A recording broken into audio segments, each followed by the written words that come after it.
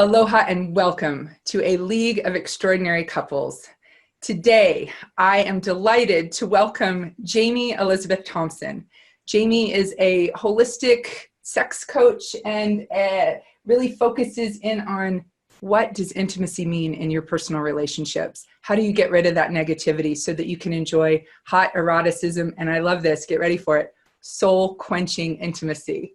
Just love that. So I'm delighted to welcome Jamie Elizabeth. I'm Amy Elizabeth, and I am joining you from my home office here in Hawaii. Jamie, you're in Colorado, is that right? Boulder, Colorado. It's snowing. I can't see, but there is snow on the ground outside. Okay, I'm like trying to look over your shoulder. Yeah. That's great. Great. Well, welcome. Thank you so much for your time and your wisdom as you bring your whole self forward as we do the deep dive into your personal life of what makes it an extraordinary relationship. So without any further ado, I welcome you to paint a picture for us. If you were to describe your relationship as a landscape, how would you describe that for us? I love the question.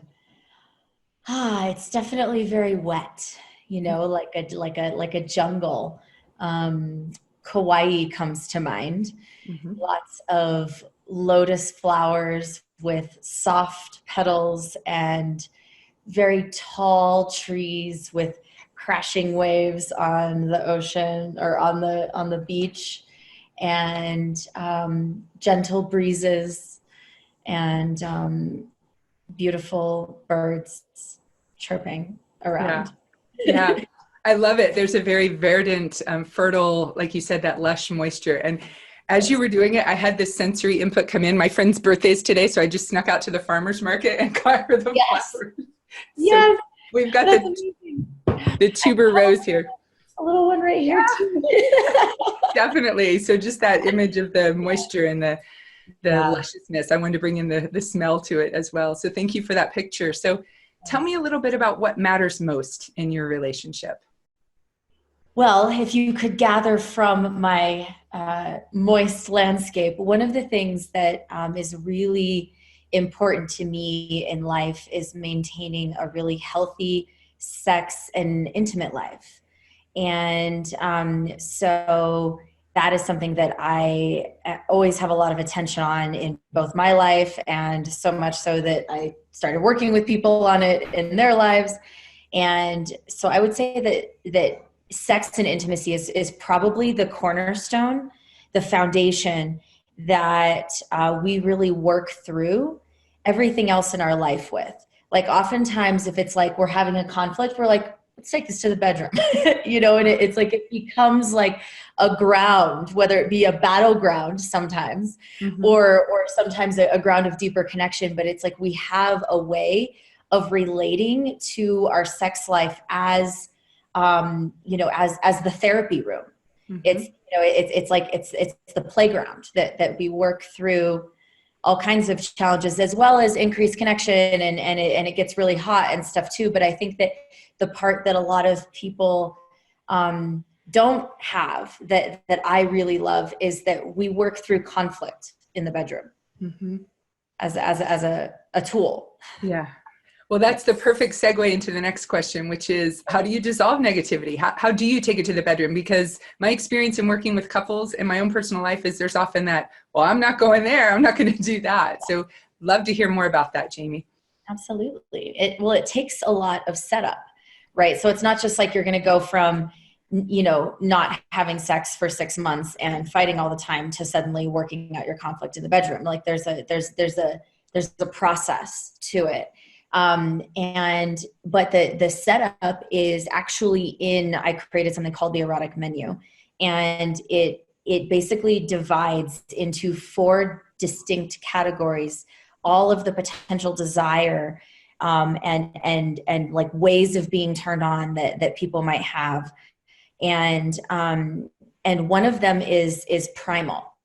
And so in primal energy, generally when there is a conflict, right, there's like somebody has some kind of anger or irritation or something like that. Somebody does.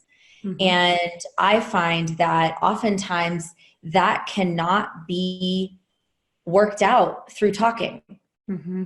It's not a mental phenomenon, that the animal body is activated And also with sadness, it's like you can't talk through your sadness, right? You have to feel it and let it out. So that's another one. It's like if you can be made love to while you're crying, right? That can be another beautiful experience. But specifically with, touching on the conflict with the anger, is it can be a way to actually wrestle and get into the animal body. Sometimes it might not be full on sex, but it can be like letting the energy really move and transmuting it together to where it almost becomes funny at some point afterwards, or there are tears oftentimes under, the anger. For me specifically, it's like, if I'm angry, I'm going to end up crying. I just know that about myself, because that's what's underneath it. But in order for me to get to that vulnerability, sometimes there's this like shell that I need to push through, and I'll even ask sometimes like, will you just like I want you to hold me down and just like be present with me and breathe with me while I like can have something to push against. So that's my personal experience. Not everyone has as much physical energy necessarily they need to move through as I do. And the bedroom can be a playground for all different kinds of conflict, and moving through different aspects of it. Another way, just to give you a completely different way that it can be, is through what I call the divine part of the erotic menu. So this is really the air element, and this is where tantra and breathing and all of that comes from. Oftentimes, if we can just get in physical proximity and closeness with our partner and begin breathing together, while eye gazing and engaging some various different tantric philosophies, we can also settle the nervous system. So the idea with using the bedroom as a tool to manage conflict really is addressing the body, the animal, and the nervous system without necessarily just trying to explain and talk everything away. So it doesn't necessarily mean that you go right to sex, but it's like using the principles of embodiment to reach a baseline where everyone is calm and able to actually have an adult conversation. Because as we know, when we can have an adult conversation, then we can work through stuff. But if the nervous systems are activated, that's pretty close to impossible. Right. Well, Jamie, you are quenching my soul right now. I just have to say that I just got back into a town after doing a very intense leadership. I mentioned to you before I hit record, I'm loving your outfit because of the heart openness. And I was also experiencing that in the gown I was wearing and just this real openness. And then the thwack, the contraction that I felt coming back home and that friction with my beloved and feeling that that primal energy that you first were talking about. I get something I call the fighty bites where my hands are just like this and my jaw, and I'm like, and it's very intense. And then that, the more divine, the breathing and the soft eye gaze, in order to have those conversations. I'm really hearing you. I find it personally very valuable. And I think people can relate to that. And there's a real invitation from you in your presence and your embodiment of how you work with it and help others to kind of get away from figuring it out immediately and be more embodied and be with the person that you can do so much healing and growing with. Am I getting you? Yes, you're totally getting me. Yay. Yay.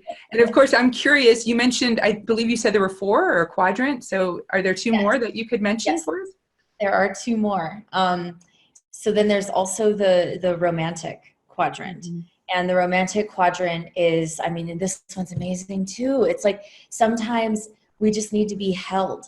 Sometimes there's a physical, sometimes it's not a pushing against, but rather like a holding and a subtlety and the soft touch, and the low light with the candles and the flowers. And, like there's a part of us often that wants to be held in like a physical softness and subtlety.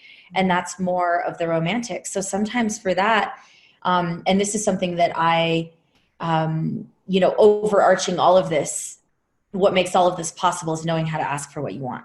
First of all, being able to check in, tune in, know what you want, then having the vocabulary to be able to ask for what you want. And that's why I like the erotic menu, because it gives a vocabulary of like, I know I need something over here. It feels like water. I don't know. Can you hold me? And it's like, that's more of what it is sometimes, where it's more of like a real sensual experience that is desired. And And then the other one is what I call the taboo category. And this is the fire element. There's an element corresponding with each of. Yeah, I'm catching that. Yeah. Yeah, the primal is earth, and the air is divine, and then water romantic, and then taboo is fire. So I kind of touched over into this a little bit. Like when I ask my partner to hold me down, oftentimes that's because, like, I don't know if you experience this, and maybe, you know, I work with a lot of couples that are in, you know, women who are in business, who are operating in our masculine and in these wonderful masculine categories and running successful businesses. And then it's like, how do we soften into our feminine? Like sometimes it feels so elusive and far away. And for me, something that actually really helps is being held down. Yeah. It takes like 30 seconds. Sometimes it takes like 2 minutes, but it's like to actually be, and with presence, you know, and we have a whole, you know, it's set up and everything, but this is part of the fire element where we start to get into some taboo areas of some dominance and submission or naughty fantasies, or, you know, like sometimes this is very hard to do, but I did this last week. I was really angry. We had this, I get angry a lot, I guess, as I keep talking about this. But, I was having a, you know, this is a time that, you know, the eclipse and everything that's going on. Anyway, I was like, okay, next time I get angry, I'm going to put on heels and some lingerie, and I'm going to stomp around the house and just be like, have my attitude that way and like have my tantrum, you know? And of course, like, not of course, but I mean, he thought it was the cutest thing in the world and it ended up, you know, leading to something really, really beautiful and erotic. And it was like, that's kind of like a naughty fantasy in my mind, is like, I don't really generally wear heels, you know, I mean, I like to, it's something fun, but it's like, you know, something like being held down or dressing up in a certain way, anything that exists in that kind of taboo category falls into the fire element. Right. I love hearing that. And thank you for sharing your personal experience with trying it, you know, just last week, and that fiery energy of anger and how to work with it and ask to be held down, and the willingness to play and to bring in laughter, to know there might be tears underneath. It's like all there. And I really feel that sense of embodiment. And I'm also particularly loving this idea of a menu, because sometimes I go into a restaurant, I don't know what I necessarily want. I'm like, well, what's that like? What do you recommend? But with a menu, it's like, oh, we'll try this. And maybe I've changed my mind. This actually sounds better. And so to be able to have that familiarity, and I love simple menus. So the fact that there's 4 and they relate to the elements, I think for me, it sounds very palatable, palpable, accessible. Am I getting you? Yes. Great. Yes. Yeah. Good. Well, you've kind of answered this next one, but let's dive a little deeper in terms of really deepening connection. What's your go-to in your relationship? Deepening connection. Yeah. Couple things. I mean, vulnerability, which is kind of an obvious answer. So to go deeper underneath that, specifically sharing things that we don't want to share, things that are uncomfortable to share. And it's funny because when we are disconnected, we shy away from sharing things that are uncomfortable or feel revealing or vulnerable to share. But that's actually what bridges the gap. Right. So sometimes when I'm feeling really disconnected, it's like I'll actually take out my journal or something and write down, you know, like, what do I really not want to say right now? Yeah. What do I not want my partner to know about me right now? What do I not want to say? What do I not want to feel? Who do I not want to be? Like really dive into what Carl Jung talks about as the shadow. I mean, that's a big part of my work and study is Jungian psychology. And then, and I incorporate a lot of that in my relationship and in working with clients, because I believe that so much of our beauty and power and divinity is tied up in something that I call the golden shadow, where it's like we think that it's this like dark thing, but really in the revealing of it and the turning on the light in that dark room is where we find some new part of ourselves that we didn't know existed, and some new flower blooms inside, and there's a gift in there, and it can be kind of messy getting to it. You know, I mean, it doesn't mean that there won't be an emotional experience or projection or any of that in it. And yet I believe that diving into the shadow is what keeps things interesting long-term, as well as creates a deeper connection, because when we can be seen in our mess, that is where it's like, we just know what that feels like to be loved, even in this place. Mm-hmm. I'll tell you one thing, I feel like I keep bringing this back to sexuality, but that just seems like what this wants to be. There's a practice that I really love with this, where it's like, okay, so I'm going to share with my partner something that I find unattractive about me, something that or a personality trait, or something that I'm just like totally annoyed with about myself. And then I am asking them to make love to that part. Wow. Yeah. So where we like, it's like, and like sharing that. So there's shared reality around like, yeah, I'm going to make love to, your chubby forearms. That's kind of, but yeah, that's like a real thing that I have. Right. Mm-hmm. And it's like silly, but that's a thing.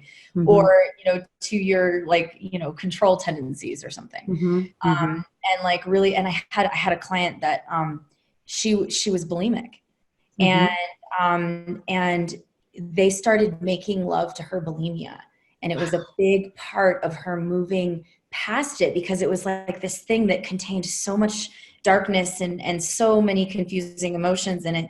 And mm-hmm. of course it's super emotional. So it's like, being able to have the skills to really navigate that is important, and once you do, you can really, again, use the bedroom as a tool to ultimately move through challenges that come up in life and create deeper connection. Yeah. Oh, I'd love that. Just to springboard from the vulnerability and the willingness to be open, the willingness to name, these are the parts of me that I don't want you to see right now. And then to ask, please, let's make love in that, holding that in the mind and the space. And just the result, I imagine, would be tremendously healing and weaving back that integrity, that wholeness, that utter and deep acceptance of unconditional love, unconditional positive regard. That just sounds super yummy. And I love that the invitation is to redirect it to the bedroom. We don't have to go to the therapist's office over and over again. We get the tools, we get the understanding, and the real magic can happen in that space between. And I think that's one of the hallmarks that I'm having the great good fortune of realizing in doing these interviews with people in extraordinary relationships. It's we turn toward each other instead of away. Yeah. And there's so many ways to do that. Mm-hmm. I feel like I'm kind of holding like a pull for one way in this conversation and showing many ways to do that. And there are so many, right? The perspective of being willing to turn towards when we want to turn away is really the key that it sounds like we're unlocking here. Yeah, definitely unlocking a key and giving our listeners today just a taste of your vast wisdom. I know you've studied a lot of different, neuroscience and the Jungian, and I love the golden shadow, just to bring all that together. And if people want to learn more about you, I believe you have a free gift offering that you could let us know about. Yes, I do. I actually have a quiz that is about your erotic essence. So it's using the 4 quadrants of the erotic menu that we touched on here. And the quiz helps you see which section is your natural essence that you're embodying right now. I do believe that this changes in different phases of life. Mm-hmm. And then it also, part 2 of the quiz shows you what essence and turn on and kind of desire that you're calling in. And so it gives you a language of like where you are now and where you want to be, and then how you can talk about it.